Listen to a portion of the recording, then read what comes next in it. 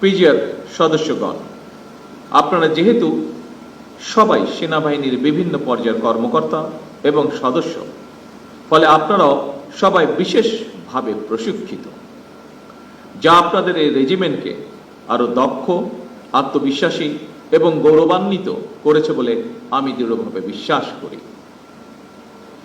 একটি দেশের সশস্ত্র বাহিনী দেশ এবং জনগণের সাহস এবং গৌরবের প্রতীক।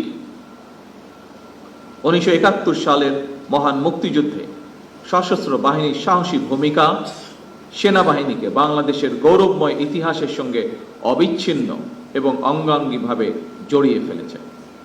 উপস্থিত গার্ডস সদস্যবৃন্দ, যে কোনো বাহিনীর সামনে প্রচলিত চ্যালেঞ্জের বাইরেও বর্তমানে আর্থসামাজিক, ভূ রাজনৈতিক পরিস্থিতি এবং তথ্য প্রযুক্তির অবাধ বিকাশের ফলে বহুমাত্রিক নিরাপত্তা চ্যালেঞ্জ তৈরি হয়েছে। সাইবার যুদ্ধ, ইলেকট্রনিক ওয়ারফেয়ার, ড্রোন যুদ্ধ কিংবা তথ্য যুদ্ধ, এইসব নতুন নতুন ক্ষেত্রগুলো কোনোভাবেই উপেক্ষা করার সুযোগ নেই।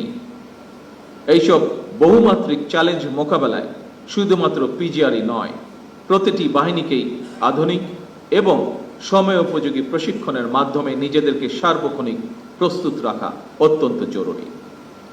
একটি বিশেষায়িত বাহিনী হিসাবে সাহস, দক্ষতা, কৌশল এবং সার্বধানিক প্রযুক্তিতে পিজিআরের পিছিয়ে থাকার কোনোই সুযোগ নেই। আমি এর আগে কিছুদিন আগে এসএসএফ এর প্রতিষ্ঠা বার্ষিকীর অনুষ্ঠানে আমার একটি উপলব্ধির কথা শেয়ার করেছিলাম। যেহেতু আপনারাও রাষ্ট্র এবং সরকার প্রধানের নিরাপত্তায় নিয়োজিত, সেহেতু আপনাদের জন্য কথাটি প্রযোজ্য বলে আমি মনে করি এবং আজকেও আমি একই কথাটি আপনাদের সাথেও শেয়ার করতে চাইছি।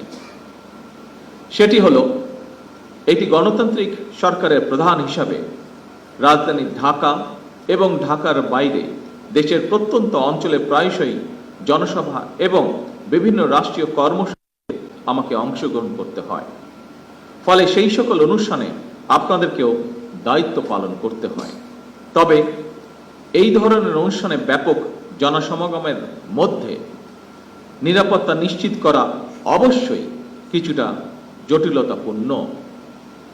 এসব কর্মসূচি পালনের সময় একদিকে সরকার প্রধানের নিরাপত্তা ব্যবস্থা বজায় রাখা, অপরদিকে নাগরিক জীবনের স্বাচ্ছন্দ্য নিশ্চিত রাখা, এই দুইটির মধ্যে ভারসাম্য রক্ষা করেই আপনাদেরকে নিরাপত্তা কৌশল প্রণয়ন করতে হয়।